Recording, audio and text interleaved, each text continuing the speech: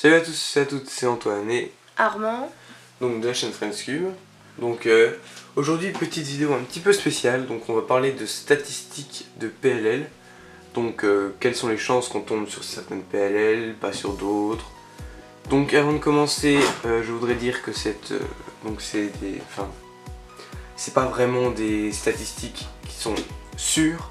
C'est nos statistiques avec nos PLL à nous, donc c'est pas sûr. Enfin, Oui. on a fait quoi? Plus de 200, 300, environ 300, donc c'est pas assez pour faire de vraies statistiques. Donc d'abord cette vidéo à la base avait été prévue à 3, donc CC, Armand et moi. Donc du coup CC n'a pas pu tourner la dernière partie, donc on va s'en occuper et vous le verrez sûrement en train de résoudre des solves lorsqu'on notait sur les PL sur lesquels on tombait. Donc c'est parti. Donc j'avais oublié de vous dire dans la première partie que en fait Alpha Cubing avait déjà fait cette vidéo il y a quelques temps, donc quelques mois je crois, et je lui avais demandé si je pouvais faire la même vidéo en fait, parce que je voulais pas qu'on nous accuse de plagiat ou de copier. Donc du coup il nous avait dit oui, donc je vous montrerai peut-être son commentaire ou vous allez voir. Et du coup, par gentillesse, je vous réfère à sa vidéo qui est un complément de la note. Donc lui, il a eu ses propres statistiques, nous on a les mêmes, elles sont pas pareilles. Et je voulais préciser, en fait, je disais qu'on était à peu près à 300 solves, on était à 338. Donc c'est parti.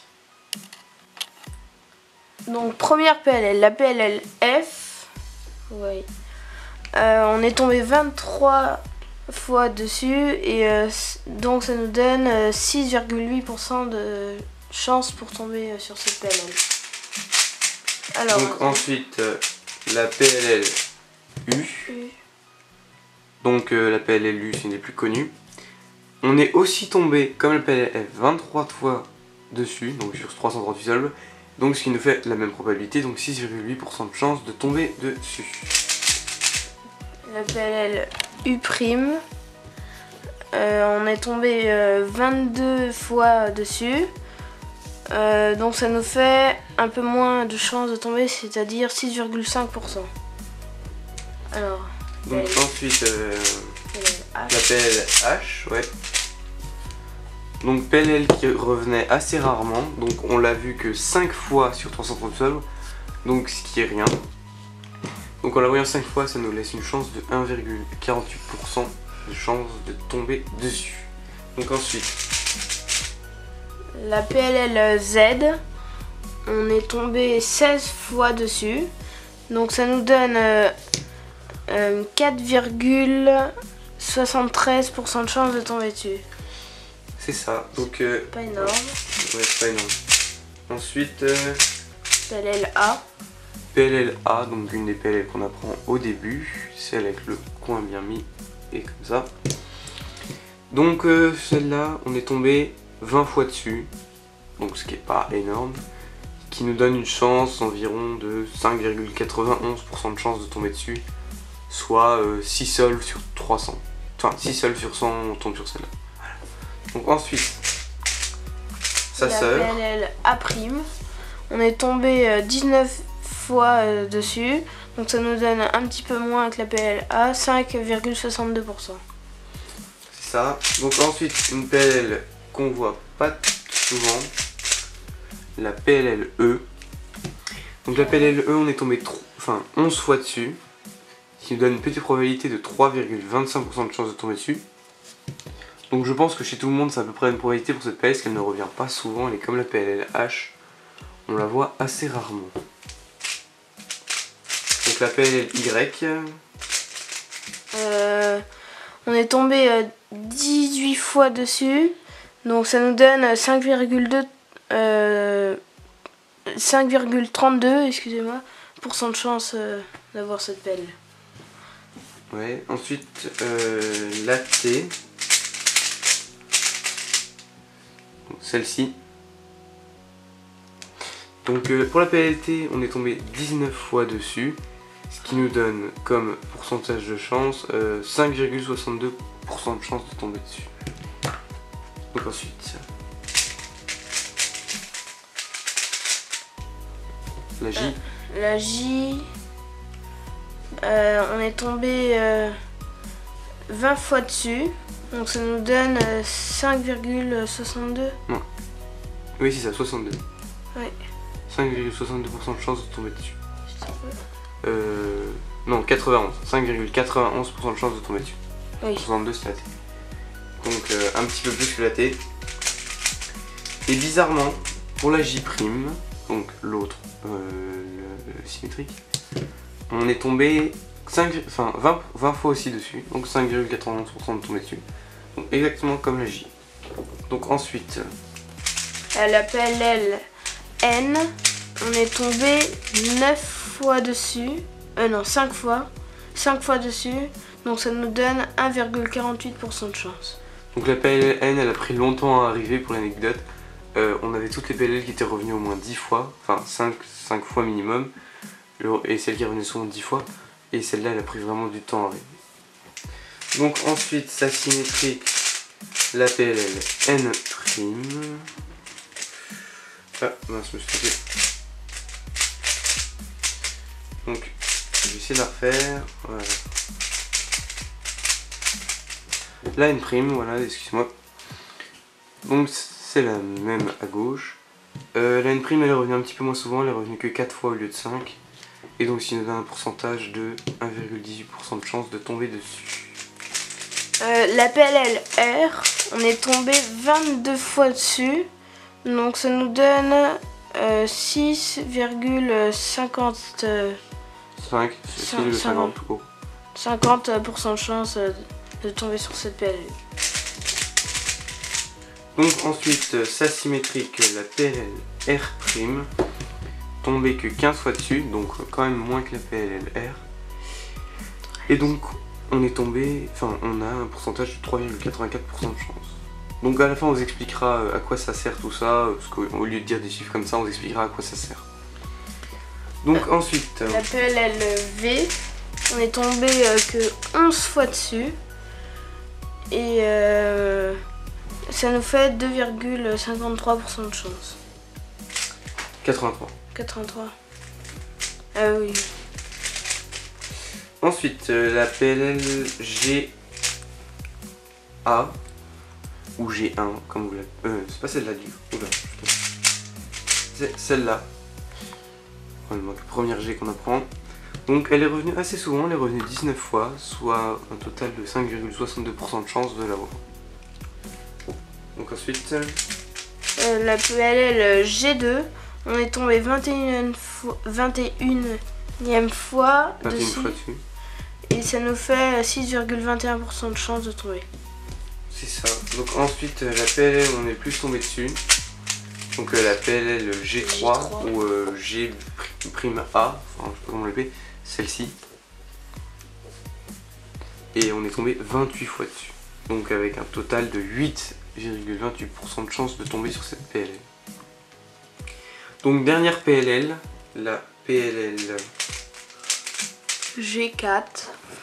Et on est tombé que 9 fois dessus et ça nous fait un pourcentage de 2,66. Donc on est aussi tombé sur... on a aussi un autre cas qu'on a noté, c'est ce cas-là. Le cas de la PLL skip. Donc on en a eu 3. Parce qu'il y en a deux assez chanceuses, je veux dire, ou qu'on a forcé. Donc 3, ça nous fait un total de 0,88% de chance, donc même pas 1% de chance de tomber dessus. Donc c'est le plus rare. Donc je vais classer les PLL de celles qui reviennent le plus à celles qui reviennent le moins pour voir celles qu'il faut apprendre en priorité, on va dire. Donc là on va faire les PLL, donc en quelque sorte on peut appeler ça une priorité d'apprentissage. Donc c'est les PLL qui reviennent le plus souvent, donc celles que vous devez savoir impérativement, donc celles qu'il faut apprendre le plus vite quoi. Donc encore une fois je me répète, mais ces PLL là, enfin ces résultats qu'on a, c'est des résultats personnels. Si vous essayez de le faire, vous n'aurez peut-être pas exactement le même résultat. Ça dépend des mélanges aussi. Il aurait fallu faire des milliers et des milliers de solves pour arriver à un résultat qui s'approche de la probabilité réelle. Mais là, c'est nos résultats à nous et on ne pouvait pas faire des milliers et des milliers de résultats. Donc c'est parti. Première PLL qui arrivait le plus souvent. C'est la G3. Donc la G3, comme on l'a dit, avec 8,25% de chance d'arriver. Celle-ci. Donc c'est assez énorme. Donc qui est revenu souvent. Donc voilà. Donc la PLL à prendre en priorité, d'après nos résultats, c'est celle-ci.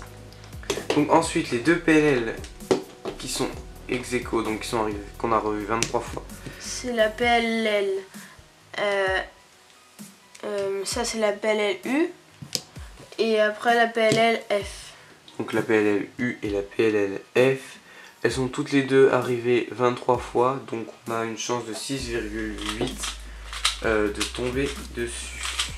Donc ensuite, on a ces deux PLL là qui sont arrivées 22 fois.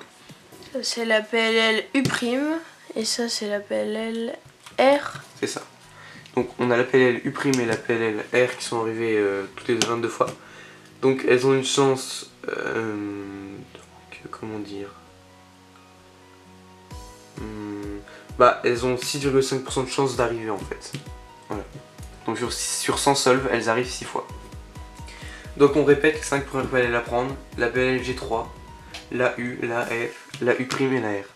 Donc c'est les 5 PLL qui sont revenus plus souvent, donc c'est les 5 PLL d'après nos résultats qu'il faut apprendre en priorité.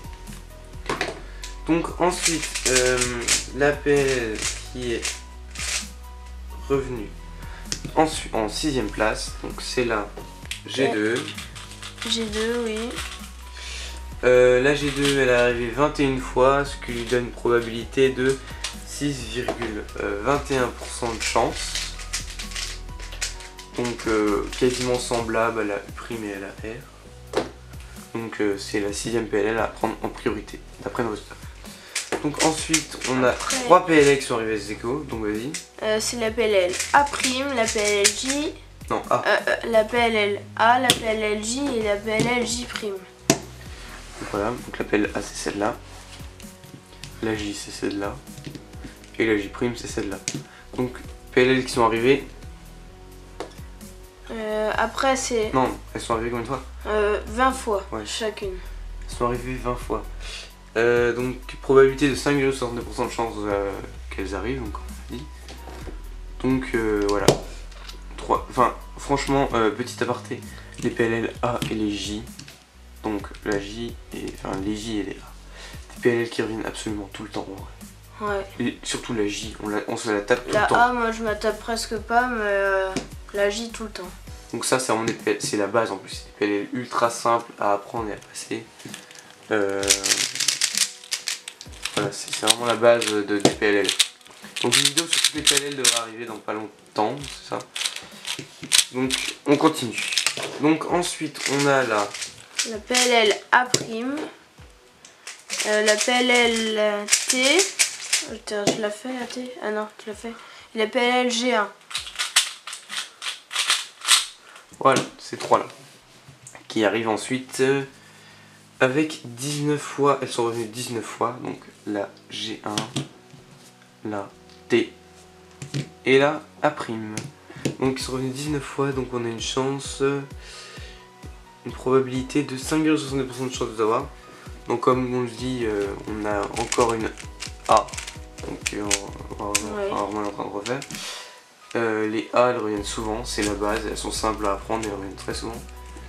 On a la, donc ouais, celle-là, la A je veux dire. Et on a aussi la T, donc la T est très simple à apprendre, donc quand le tutoriel sur les PLL sortira, vous verrez que c'est juste deux OLL qui font ensemble, et très simple à retenir. Donc ensuite, oula, excusez-moi. La Y, je la fais. La Y. Non, c'est pas ça la Y. Ah, mince. La Y c'est... c'est la Y, celle-là. Oui. Là, j'ai la caméra qui bouge. La Y c'est celle-ci. Donc qui s'apprend comme la T vu que c'est quasiment la même chose. Donc la Y donc, qui est revenue, elle est toute seule, elle est revenue 18 fois. Soit une proba de 5,32% de chance qu'elle passe. Donc ensuite la Z. C'est celle-là. C'est celle que tu as fait juste avant. Oui. On est tombé 16 fois dessus. Et donc ça donne une probabilité de 4,73% de chance de tomber dessus. Ouais, donc ensuite on arrive aux dernières PLL, enfin dernière il doit en rester 1, 2, 3, 4, 5, 6, 7, 8, enfin 7 plus la skip. Donc les PLL sont en général moins en priorité à apprendre. Donc là on a fait la Z, la R', celle-ci, qui revient beaucoup moins souvent que la R, enfin d'après nos résultats. Et cette PLL est arrivée 13 fois, donc 13 fois ça fait une probabilité de 3,84 de chance qu'elle revienne. Ensuite, deux PLL assez rares, enfin pas forcément rares, mais la V et la E.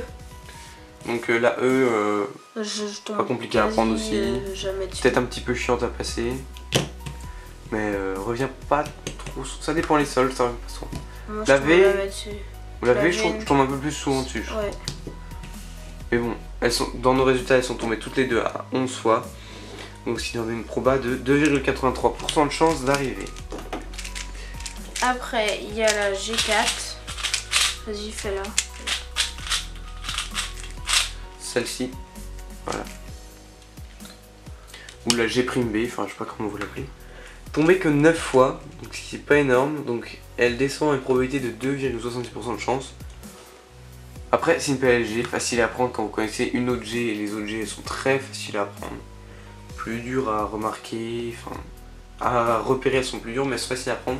Donc celle-ci n'est tombée que 9 fois, donc par rapport aux autres PLG, moins, enfin elle est beaucoup moins tombée. Donc ça me donne une PLL qui n'est pas une priorité d'apprentissage d'après nos résultats. Mais comme je le répète, nos résultats ne sont pas universels et ne sont pas source fiable obligatoirement. Après, il y a la PLL N, celle-ci.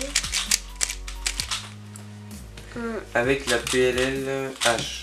Je vous fais la PLL H. Hop. La PLL H. Voilà. Donc la PLL H en général on la connaît, une des premières qu'on apprend. Oui. Mais elle ne revient pas souvent d'après nos résultats. Donc la N et la H ne sont revenues que 5 fois.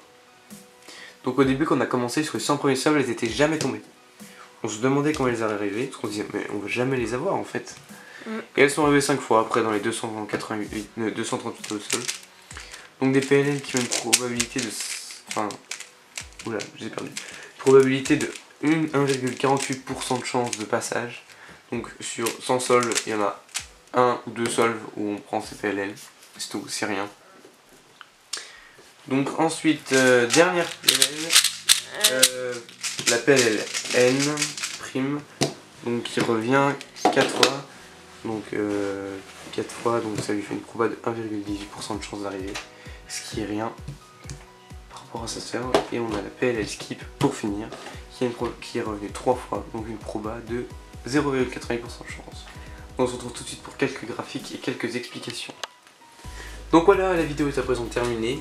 Je vais vous laisser, enfin on va vous laisser sur quelques graphiques, donc notamment c'est un graphique en fromage où on verra les PLL et on verra lesquels PLL passent le plus souvent. Voilà.